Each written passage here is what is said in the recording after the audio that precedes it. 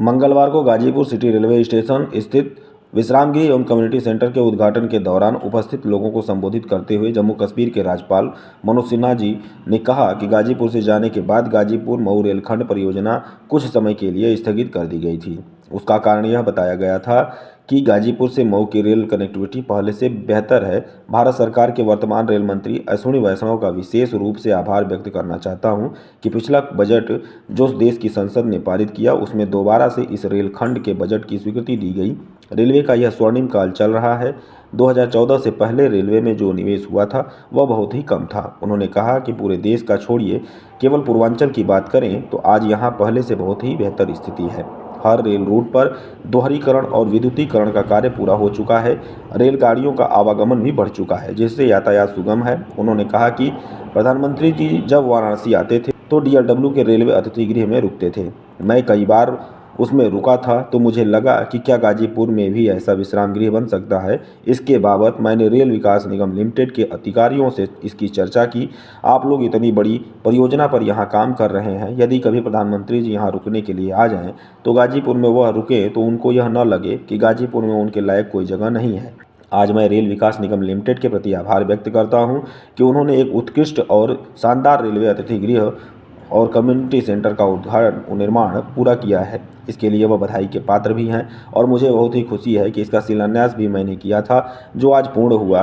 उन्होंने रेलवे विकास निगम लिमिटेड की प्रशंसा करते हुए कहें कि रेल मंत्रालय का एक महत्वपूर्ण अंग है। देखिए संजय गुप्ता की गाजीपुर से यह खास खबर।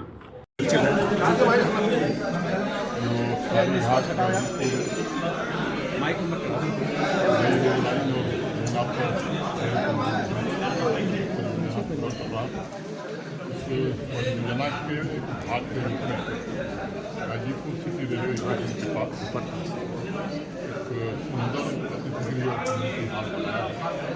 समझता हूँ कि लंबे समय से इसकी आवश्यकता महसूस की जा रही है।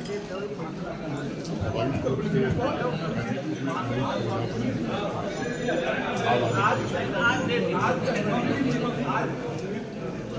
नई परियोजना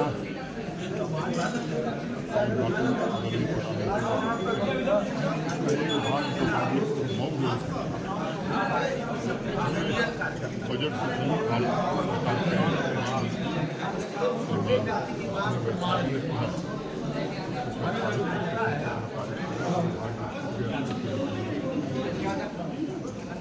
मुझे लगता है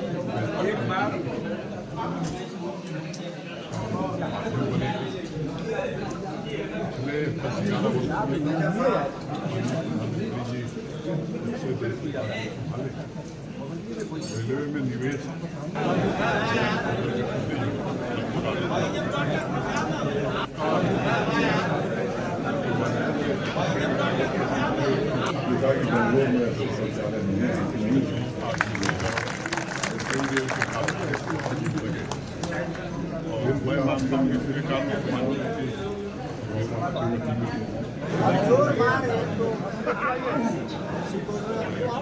सर जिस तरीके से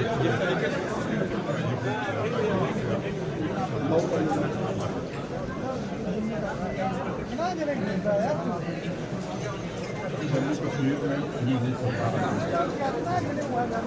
मुझे लगता है कि लोकसभा और विधानसभा के चुनाव देश में दुनिया में संदेश दिया शांतिपूर्ण ढंग से लोग मतदान कर सकते हैं और इंडियन स्टेट के जो इसका असर देने आकर के ये मतदान बड़ा भारी कंडीशन है। आज में भी सरकार की इलाके के इलाहाबाद और इसके कारण हटाने के नाम पर बहुत सारे नेताओं ने आप नहीं करना चाहेंगे जनता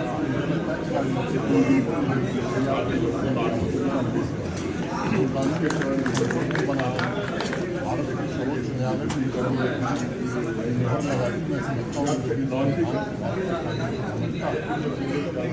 जानता है कि वो 2025 में सर ऑक्युपाइड कश्मीर में क्रिकेट चुनाव होना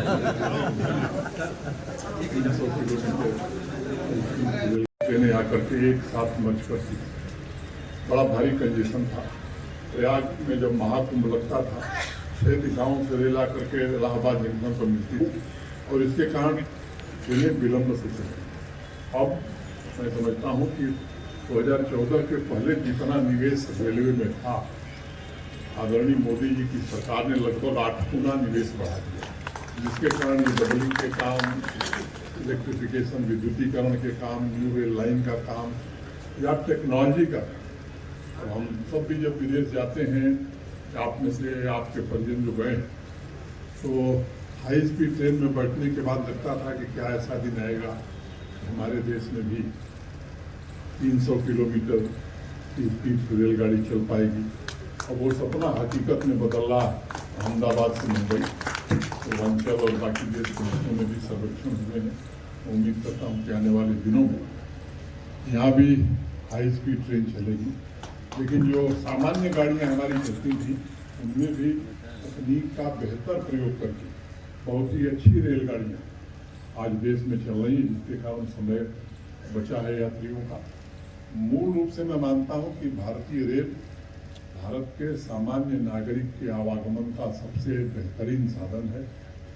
रेलवे उस पर भी ध्यान देता है और पूरी दुनिया की जो आबादी है, ये बात आपको जाननी चाहिए कि पूरी दुनिया की आबादी आप जोड़ लें तो 1 वर्ष में भारतीय रेल में वो यात्रा करती है। इतना बड़ा नेटवर्क है भारतीय रेल का।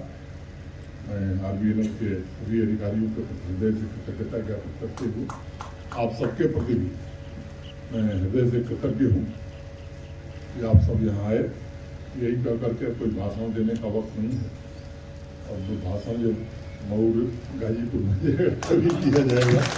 बहुत बहुत धन्यवाद।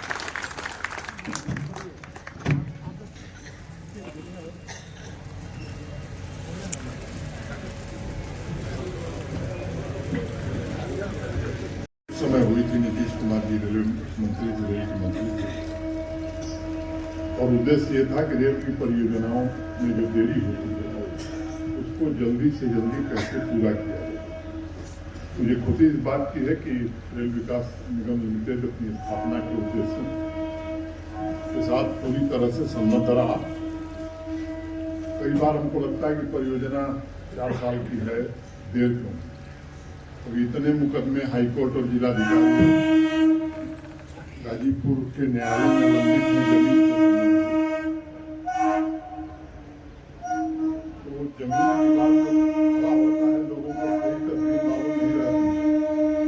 अभी कुछ दिन पहले अखबार में मैंने रिपोर्ट पढ़ी तारीघाट गाजीपुर रेल मार्ग को लेकर।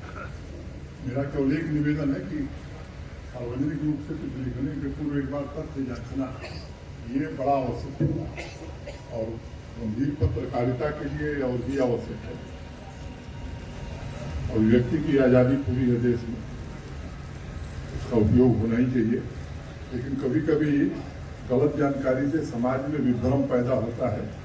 मेरा निवेदन होगा कि तथ्यों के साथ लिखना ज़्यादा मुनासिब होता है, और मुख्य रूप से पत्रकार की ये भूमिका होनी ही चाहिए कि अगर कोई काम अच्छे ढंग से नहीं हो रहा है तो उसके बारे में पत्रकार प्रशासन का, सरकार का ध्यान आकृष्ट करें, जनता की समस्याओं को सामने लाने। ये आपका एक तरह से मैं कहूँ कि लोकतंत्र के महत्वपूर्ण चौथे स्तंभ के नाते ये आपका नैतिक दायित्व है। लेकिन गलत खबरों से संदेश ठीक नहीं जाता है। यह मऊ गाजीपुर की परियोजना कुछ समय के लिए स्थगित कर दी गई मेरे जाने के बाद, और कारण ये बताया गया था कि गाजीपुर सिटी स्टेशन भी और मऊ रेलवे स्टेशन भी वेल कनेक्टेड है, रेल कनेक्टिविटी उसकी बेहतर है। भारत सरकार के जो वर्तमान रेल मंत्री जी हैं श्री वैष्णव जी, मैं उनका आभार व्यक्त करना चाहता हूँ। पिछला बजट जो देश की संसद ने पारित किया, उन्होंने इस रेलखंड की दोबारा स्वीकृति देकर के इसे काम करने की रेलवे का मैं मानता हूं कि स्वर्णिम काल चल रहा है, क्योंकि 2014 के पहले जो रेलवे में निवेश होता वो बहुत कम था, और इसके कारण आप देख रहे हैं हमारे मैं देश की बात यहाँ नहीं करूँगा, आप इस अंचल की रेल लाइनों के बारे में ही अगर आप विचार करेंगे तो सभी रेल खंडों का दोहरीकरण, विद्युतीकरण, और इसके कारण कम समय में लंबी दूरी लोग तय कर पा रहे हैं। बनारस स्टेशन आपका और किस तरीके के उद्घाटन में आप लोगों ने शिरकत किया है? मैं अखिलेश कुमार सिंह, जिला उपाध्यक्ष भारतीय जनता पार्टी गाजीपुर। जी, आज हम लोग जो है हम लोगों के प्रिय नेता और वर्तमान में उपराज्यपाल जम्मू कश्मीर मनोज सिन्हा जी आए थे, जो विभिन्न कार्यक्रमों में हिस्सा लिया और अपने समय के किए हुए कार्यों का उन्होंने आज लोकार्पण कर दिया है, उद्घाटन कर दिया है। और हम सारे लोग जितने भी कार्यकर्ता पार्टी के हैं, सारे लोग जिले के पदाधिकारी से लेकर मंडल पदाधिकारी से लेकर सारे कार्यकर्ता उनकी हवा भगत में हम लोग गाजीपुर जनपद में जब से वो आए हैं लगातार हम लोग उनकी मतलब हवा भगत और उनके स्वागत में लगे हुए हैं। क्या मतलब निर्देश दिए हैं आप लोगों को? हम लोगों को सदैव उनका निर्देश रहता है कि संगठन सर्वोपरि है और एक एक कार्यकर्ता अपना भाजपा के संगठन के लिए और भाजपा के लिए अपना काम करता रहे। Thank you very much.